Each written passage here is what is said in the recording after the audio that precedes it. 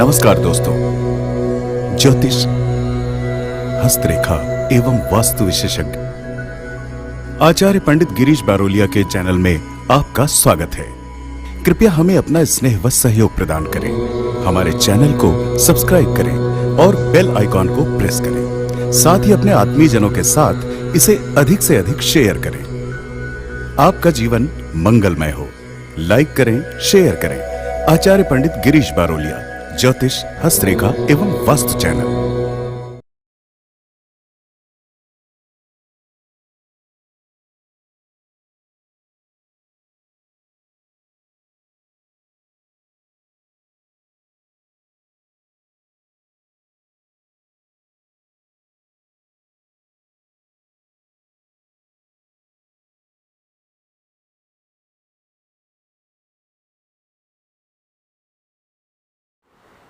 राधे राधे। जय श्री कृष्णा। नमस्कार, मैं आचार्य पंडित गिरीश बारोलिया। गायत्री महामंत्र। ओम भूर्भुवः स्वाहा तत्सवितुर्वरेण्यं भर्गो देवस्य धीमहि धियो यो नः प्रचोदयात्। अखण्डमण्डलाकारं व्याप्तं येन चराचरं तत्पदं दर्शितं येन तस्मै श्रीगुरवे नमः। तस्मै श्रीगुरवे नमः। मित्रों, प्रश्नोत्तरी की श्रृंखला में आज हमने प्रश्न लिया है मानस कुमार बेहरा। ये उड़ीसा कटक से हैं। इन्होंने प्रश्न किया है, सर क्वेश्चन ये है कि मैं गायत्री उपासना रोज कर रहा हूँ, बट मेरे को बेनिफिट नहीं हो रहा है। बट शांति कुंज का जो बुक है उसकी प्रश्नोत्तरी के अनुसार कर रहा हूँ, उसका उलझन क्या है? मेरे को लग रहा है गायत्री मंत्र कीलित है, उसका उत्क्लीनन मंत्र पढ़ के करने से बेनिफिट होगा क्या? प्लीज़ रिप्लाई करेंगे। सर आपको अच्छे से पता होगा क्योंकि आप तो गायत्री मंत्र के साधक हैं, इसीलिए। मित्रों, किसी भी चीज़ का हमें फ़ायदा क्यों नहीं होता, यह प्रश्न हमें अपने आप से पूछना चाहिए कि उसी चीज़ से फ़ायदा दूसरे व्यक्ति को हो रहा है, हमें क्यों नहीं हो रहा है। इसका मतलब है कि कहीं न कहीं हमारी साधना में कमी है। कितनी बार हम बता चुके हैं कि गायत्री मंत्र कीलित नहीं है, प्रतिबंधित है। किस प्रकार से है कि उसकी जिस प्रकार से कि यदि आप कार खरीद करके ले आते और आपको कार चलाना नहीं आता, तो उसमें एक प्रतिबंध है कि आप इतनी बड़ी गाड़ी को बगैर किसी जो सिखाने वाला है शिक्षक, उसके बगैर यदि आप इसे चलाएंगे तो इसमें एक्सीडेंट हो सकता है। गायत्री मंत्र इतना पावरफुल मंत्र है कि जब आप जपते हैं तो उसकी ऊर्जा आपके जो अंदर आती है उसको संभालने के लिए कोई हो ना, तो उसके लिए गुरु वरण करना बहुत ज़्यादा आवश्यक है। और जब आप किसी को गुरु बनाते हैं तो वो फिर आपकी मदद करता है, आपको पग पग पर जो है आपको हाथ पकड़ के आगे बढ़ाता है और आपको प्रेरणा देता है कि किस तरीके से आपको मंत्र जपना चाहिए। बगैर किसी गुरु के, बगैर किसी चीज़ के यदि हम किसी भी प्रकार की कोई भी साधना करते हैं तो वो चीज़ हमें फलित नहीं होती है, क्योंकि उसके बारे में हमें कुछ भी नहीं मालूम है। हमारे एक मित्र हैं, उन्होंने BMW कोई कार आती, BMW कार लेकर के आ गए। अब उन्हें उसके बारे में कुछ भी मालूम नहीं था। पता नहीं उन्होंने कौन सी स्विच दबा दी, पूरे उसके लाइट जलने लगे, ऊपर का उसका जो है पूरा कवर खुल गया। अब उसको बंद कैसे करें, बंद करना नहीं आया। फिर तुरंत जिसके पास में वो कार थी उसके एक मित्र को बुलाया, उसने आकर के दूसरी कोई स्विच को दबाया, सारी चीज़ें बंद हो गई। अब जिसको मालूम नहीं है वो अर्थ का अनर्थ कर सकता है। आग से आप बहुत सारे काम ले सकते हैं, वायु से आप बहुत सारे काम ले सकते हैं,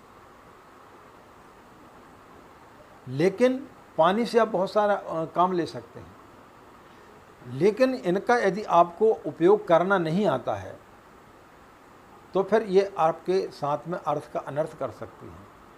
वही आग आपके भोजन बनाने के काम आती है और वही आग पल भर में पूरे शहर को जला करके राख कर सकती है।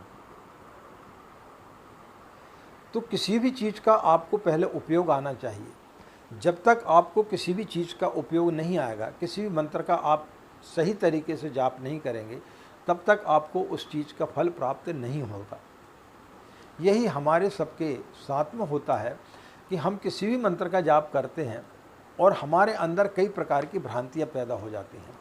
सबसे बड़ी भ्रांति क्या होती है कि जब हम किसी चीज़ का जाप करते तो बगैर लोभ के कोई व्यक्ति करता नहीं, और जब लोभ बस करते हैं और जब कोई चीज़ नहीं मिलती तो फिर इतने सारे हम चैनल में दुनिया भर के वीडियो सुनने लगते हैं। किसी में आपको सही चीज़ मिल जाती, किसी में आपको गलत चीज़ मिलती है, और जो चीज़ आपके मनवाफिक रहती, जो आपके मन को भाती है, आप उस चीज़ को पकड़ लेते हैं। वो गलत हो या सही हो, लेकिन आप जैसा सोचते हैं और सामने वाला वैसा ही बोल रहा है तो वो चीज़ आपको भा जाती है। लेकिन जो चीज़ आप सोच रहे हैं और उसके विरुद्ध यदि कोई व्यक्ति बोल रहा है तो उसमें आपको आनंद नहीं आता। तो आप हमेशा गलत चीज़ ही पकड़ते हैं, क्योंकि आप गलत ही सोच रहे हैं, और गलत यदि कोई व्यक्ति बता रहा तो आपको आनंद आता और आप फिर उस चीज़ को पकड़ लेते हैं। तो इसलिए आपको कोई चीज़ फलित नहीं होती। आप शांति कुंज हरिद्वार से बुक लेकर के आए, उसमें आपको जो कर्मकांड के मंत्र लिखे हुए हैं, उस बुक में आपके भाव नहीं लिखे। भगवान मंत्रों का भूखा नहीं होता है, भगवान भाव का भूखा होता है। जब तक आपके भाव नहीं होंगे आपको कोई भी मंत्र फलित नहीं हो सकता है। आपका भाव तो है नहीं और आप मंत्र जाप कर रहे हैं। एक छोटा सा प्रसंग मैं आपको बताता हूँ। कुंभ का मेला इलाहाबाद में लगा हुआ था। लाखों की तादाद में लोग आए हुए थे। अचानक वहाँ से वायु मार्ग से शंकर पार्वती जी वहाँ से निकले। पार्वती जी ने जब इतनी सारी भीड़ देखी तो उन्होंने भगवान से कहा कि आप तो बोलते हैं कि मृत्यु लोक में धर्म नाम की चीज़ लुप्त होते हुए चली जा रही, लोग धार्मिक नहीं हैं। यहाँ तो लाखों करोड़ों लोग आए हुए हैं। इतने सारे लोग जब आए हुए हैं और इतने सारे लोगों को इसका पुण्य का लाभ मिलेगा तो फिर लोग कैसे अधार्मिक हो सकते हैं। भगवान शिव मुस्कुराए। उन्होंने बोला, नहीं देवी, इतने लोगों में से किसी को ही फल नहीं मिलने वाला, किसी एकाध को मिलेगा। बोले ऐसा क्यों? बोले कोई इसलिए आया है क्योंकि वो साधु है, कोई इसलिए आया है कि पड़ोस वाले आदमी को ये ना लगे कि हम इतना बड़ा चंदन लगा करके और दुनिया भर में घूमते रहते हैं और इस भगवान का प्रचार करते रहते हैं और हमने जो है कुंभ का मेला तो हम गए नहीं। तो कुछ लोग दिखावे के लिए आते हैं, कुछ लोग यहाँ व्यापार करने के लिए आते हैं, कुछ लोग जेब काटने के लिए आते हैं, कुछ लोग जूता चोरी करने के लिए आते हैं। तो यहाँ पर भाव किसी का नहीं है। तो पार्वती जी ने बोला कि आप बताएं किसे इसका फल मिलेगा। तो बोले ये तो बड़ी समस्या है, लेकिन अब पत्नी जब अड़ जाती है तो फिर पति को सरेंडर होना पड़ता है। तो वही शिव जी के साथ में भी हुआ। तो शिव जी ने बोला ठीक है। तो शिव जी ने जो है एक कोढ़ी का रूप धारण कर लिया, और पार्वती जी तो समस्त लोकों में सुंदर हैं ही। वो एक ऐसे मुख्य द्वार पर खड़ी हो गई जहाँ से कि प्रायः सभी लोगों का आना और जाना लगा हुआ था। जो भी व्यक्ति वहाँ से निकलता पार्वती जी की सुंदरता को देख करके मोहित हो जाता, और उसको लगता, शादीशुदा है तो उसको लगता ठीक है, एक रखेल के रूप में रख लेंगे, पत्नी अलग, ये अलग रहेगी। तो उससे जा कर के पूछते कि आपके लिए क्या प्रॉब्लम है, आप यहाँ पर क्यों खड़ी हैं। तो पार्वती जी बोलती, भाई मेरा पति जो है बहुत ज़्यादा बीमार है, और इतना ज़्यादा बीमार है कि पता नहीं शाम होते होते ये बचेगा कि नहीं बचेगा। तो लोग बोलते ठीक है, उसमें क्या दिक्कत है, चलो हमारे साथ में, हमारे घर में चलिए, देखते ठीक हो जाता तो कोई दिक्कत नहीं तो आप हमारे साथ में रहना। तो पार्वती जी ने सबके सामने एक शर्त रखी कि मैं आपके साथ में तभी चलूँगी जब आपके पाप गंगा में स्नान करने से धुल गए होंगे, तो ही आप मेरे पति की स्पर्श करना, नहीं तो आप इससे चिपक जाएंगे। अब लोगों के मन में संशय पैदा हो गया कि यदि हमने इसके पति को पकड़ा और हमारे यदि पाप नहीं धुले और हम चिपक गए तो सारी दुनिया को हमारा जो है ढोंग पता चल जाएगा। तो कोई भी नहीं पकड़े। सुबह से शाम हो गई। जब सूर्य अस्त होने को था, एक वेश्या वहाँ पर से चली आ रही थी। उस वेश्या ने देखा कि बड़ी सुंदर स्त्री है, ये अपने धंधे के अच्छे काम आएगी। तो उसने आकर के पूछा, बहन क्या प्रॉब्लम है? बोले ऐसी ऐसी समस्या है।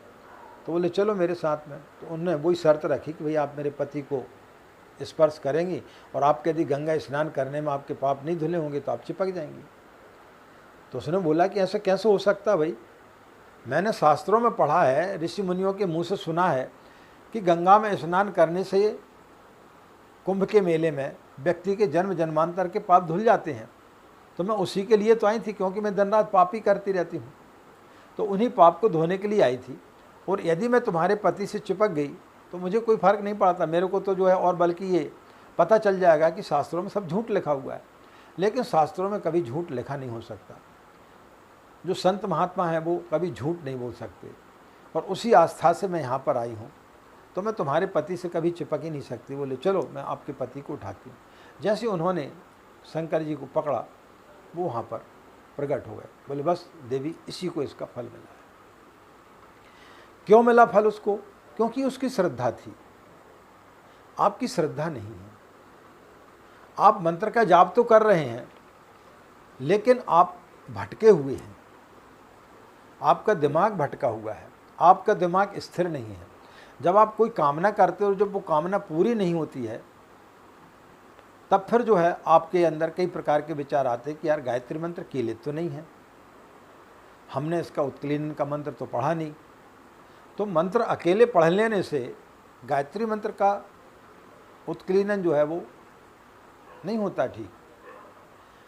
गायत्री मंत्र किसी ऐसे सिद्ध पुरुष के द्वारा यदि आपको दिया जाए, जिसने स्वयं गायत्री का साक्षात्कार किया हो, जो स्वयं उसके बारे में जानता हो, और फिर आप उस मंत्र का जाप करेंगे तो फिर वो आपको फलित होगा। आप किसी ऐसे ड्राइवर के साथ में गाड़ी पर बैठ जाएं जो कुशल चालक हो, तो वो आपको उसी गाड़ी से लाखों मील दूर तक आपको ले जा सकता है।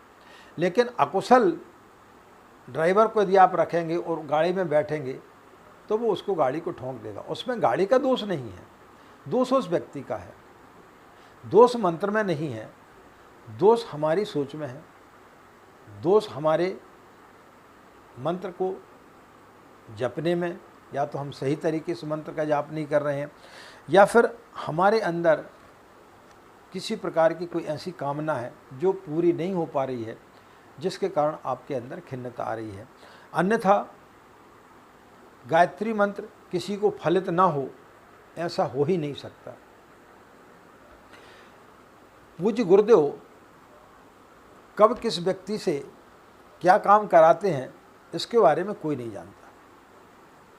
हमने अपने संस्मरण में लिखा था, बताया भी था आप लोगों को। अभी का बिल्कुल अभी की लेटेस्ट हम घटना बता रहे हैं। जैसे हमने बताया था कि हम एक मित्र के साथ में व्यापार करते हैं, लेकिन जब हमने देखा कि यहाँ पर कोरोना की संख्या बढ़ते चली जा रही है और हमें भी कुछ आभास हुआ कि यहाँ पर यह संख्या बहुत ज़्यादा बढ़ेगी। एक दो पत्रकारों ने हमसे फ़ोन करके पूछा कि आचार्य जी यहाँ की स्थिति आप छत्तीसगढ़ की बताएंगे क्या? तो हमने बोला कि हाँ, अप्रत्याशित रूप से कोरोना की संख्या बढ़ेगी और जून के आखिरी तक लगभग 3000 के आसपास यहाँ पर कोरोना की संख्या हो जाएगी। उस समय 67 मरीज थे और वो पूरे 67 ठीक हो चुके थे। उन्हें उस चीज़ का विश्वास नहीं हुआ। तो हमने अपने मित्र के जो बच्चा है उससे हमने बोला कि बेटा देखो, ऐसा है, कोरोना की संख्या बहुत ज़्यादा बढ़ने वाली है और हमारी उम्र भी हो गई है, तो हम नहीं चाहते कि इस समय ऑफिस में आया जाए, हम घर पर ही अभी रहना चाहते हैं। हम घर पर रहने लगे। अचानक यूएसए से एक महिला का फ़ोन आया और वो दीक्षा की बात की। हमने उसको दूसरे दिन के लिए टाला, क्योंकि वो हमसे दीक्षा लेना चाहती थी, हम तो दीक्षा दे नहीं सकते। जब हम पूजा करने बैठे और जब हमें प्रेरणा मिली तो फिर हमने उसको पूज्य गुरुदेव से दीक्षा दिलाई और फिर एक हमने वीडियो बना करके डाला और आज हम जो है लगातार लोगों को दीक्षा देते हुए चले जा रहे हैं। यानी यदि हम ड्यूटी पर जाते रहते तो फिर ये कार्यक्रम नहीं कर सकते थे, ना ही जो हम आज आपसे बात कर रहे हैं वो हम ये योजना बना सकते थे। लेकिन चूंकि सत्ता को ये काम करवाना था, आप सभी लोगों को हमारे माध्यम से कुछ अच्छा करवाना था कि लोग दीक्षा लें और फिर लोग गायत्री मंत्र का जाप करें, तो वो लोग जुड़े और नित्य जो है लोग दीक्षा लेते हुए चले जा रहे हैं। तो हमने सोच लिया, हमने उसको पॉजिटिव में लिया कि शायद गुरुदेव हमें ये काम कराना चाहते थे, हमको उसी में अब आनंद आ रहा है, हम उसी में आनंद लेते हैं। अब हम यदि ये सोचने लगे कि यार हम जाते पता नहीं क्या नुकसान हो रहा है, क्या फ़ायदा हो रहा है, कैसा व्यापार हो रहा है, तो फिर जो है वो काम नहीं कर पाते। लेकिन हम जो भी काम करते हैं उसमें हम आनंद लेते हैं, उसमें हम डूब जाते हैं। फिर हम सोचते हैं कि चलो यही अच्छा है। तो हम जब भी कोई कार्य करते हैं तो पॉजिटिव सोचते हैं, और पॉजिटिव जब हम सोचते हैं तो उसमें हमें कभी किसी प्रकार की कोई भी तकलीफ नहीं होती है। तो मित्रों, मानस कुमार जी से हमारा यही निवेदन है कि जब व्यक्ति 1 या 2 माला का जाप करता है तो उस समय किसी प्रकार की कोई भी शाप विमोचन मंत्र की आवश्यकता नहीं पड़ती। हाँ, आप यदि 1.25 लाख का अनुष्ठान कर रहे हैं तो फिर उस समय आप शाप विमोचन मंत्र का आप जाप मतलब मंत्रों का उच्चारण करके वो कर सकते हैं। लेकिन छोटी मोटी जब आप साधना कर रहे हैं, 1 माला 3 माला का जाप कर रहे हैं, 11 माला का जाप कर रहे हैं, तो उसकी आवश्यकता हमें तो नहीं दिखाई देती, क्योंकि हमने तो कभी किया नहीं। हमने आपको सही बात बताएं, हमने इतने 1.25 लाख के अनुष्ठान किए, लेकिन हमने कभी शाप विमोचन मंत्रों का कभी भी उनके कर्मकांड में उनको सम्मिलित नहीं किया। बस जो रूटीन के कर्मकांड हैं हम उन्हें करते हैं, आज भी करते हैं और पहले भी करते थे। लेकिन इसके पश्चात न हमने कभी कुछ मांगा, जो देते हैं या जो परिस्थितियाँ उत्पन्न होती है उसको हम पॉजिटिव में ले लेते हैं कि शायद ईश्वर को हमसे ये काम लेना था, और उस काम में हम भिड़ जाते हैं और उस काम को हम पूरी शिद्दत के साथ करते हैं, पूरी मेहनत के साथ में करते हैं और पूरी लगन और निष्ठा के साथ करते हैं। और जब लगन और निष्ठा के साथ में काम करते हैं तो फिर उस चीज़ का प्रभाव लोगों के ऊपर पड़ता है। तो मित्रों, आप लोग भी यदि गायत्री मंत्र का जाप कर रहे हैं तो इस चीज़ पर आप ध्यान बिल्कुल ना दें कि आपको फल मिल रहा है कि नहीं मिल रहा है, वो उसके ऊपर छोड़ें। आप अपने भाव को प्रगाढ़ करें, अपनी श्रद्धा को प्रगाढ़ करें और पॉजिटिव चीज़ सोच करके चलें। तो गायत्री मंत्र में इतनी शक्ति है कि वो कब क्या देगी आप कभी सोच भी नहीं सकते। तो ईश्वर ने, गुरुदेव ने जिन लोगों को हमारे माध्यम से आप लोगों को जुड़वाया, तो वो निश्चित रूप से आगे चल कर के आपसे कुछ ना कुछ काम वो लेना चाहते हैं। इसलिए आप हमारे माध्यम से पूज्य गुरुदेव से जुड़े। तो जो भी व्यक्ति जुड़ता है, गुरु स्वयं लोगों को खोज लेते हैं। कितने लोग हमारे वीडियो को सुनते होंगे, लेकिन चंद लोग ही जुड़ते हैं। कुछ लोगों को बड़ी तकलीफ भी हो जाती है। एक सज्जन है, उन्हें ये तकलीफ़ है कि हम जो है जब वीडियो चालू करते तो वहाँ पर हम अपना जो है वो क्यों लिखते हैं इसमें कि हम कंसल्टेंसी की फ़ीस हमारी इतनी है, हम कुंडली देखते हैं। तो उनका कहना है कि जब हम गायत्री का प्रचार कर रहे हैं तो आपको ये चीज़ नहीं लिखना चाहिए। अब उनको कौन समझाएगा कि भाई हमारा चैनल है, हमारा वीडियो है और हमारा जो बिजनेस है, हम जो व्यापार कर रहे हैं उसको हम उसमें हम यदि लिख देते हैं तो उसमें उनको क्या तकलीफ़ है। हमारे चैनल में यदि हम पट्टी में अपना नाम चलाते हैं तो उसमें क्या तकलीफ़, हम वहाँ पर व्हाट्सएप के नंबर देते तो उसमें उनको क्या तकलीफ़ है। यदि हम नंबर नहीं देंगे तो लोग जुड़ेंगे कैसे, लोग प्रश्न कैसे पूछेंगे, लोग फ़ोन कैसे करेंगे। लेकिन कुछ तो लोग कहेंगे, लोगों का काम है कहना। अब हम यदि उस चीज़ को सोचने लगें और हम अपने चाहने वालों से यदि थोड़ा सा भी निवेदन कर दें कि ऐसे लोगों को आप थोड़ा सा सबक सिखाना चाहिए, तो वो फिर जब उनको कमेंट्स करने लगेंगे तो वो तकलीफ में पड़ जाएंगे। लेकिन हमने कभी किसी से बोला नहीं, ठीक है करते रहो, हमें क्या फ़र्क पड़ता है। तो मित्रों, आप लोगों से यही निवेदन है कि आप निस्वार्थ भावना से गायत्री मंत्र की आराधना करें। निश्चित रूप से आपको अनेक लाभ प्राप्त होंगे। क्यों प्राप्त होंगे? क्योंकि हम बोल रहे हैं, हम बोल रहे हैं, अहम नहीं। आप हमें देखिए, हमने अपने जीवन में जब गायत्री की साधना की और जो चीज़ हमें मिली, तो जब हमें मिल सकती है तो आपको कैसे नहीं मिल सकती। तो इन सब भ्रांतियों से आप दूर हो जाएं, क्योंकि प्रश्न भी आपने किया, उत्तर भी आपने दे दिया कि गायत्री मंत्र शायद हमें इसलिए फलित नहीं हो रहा है कि वो कीलित है। प्रश्न भी आपने किया, उत्तर भी आपके अंदर घूम रहा है। ऐसा नहीं है। यदि आपने आचार्य पंडित श्री राम शर्मा से दीक्षा ली है तो निश्चित रूप से आपको गायत्री फलित होगी।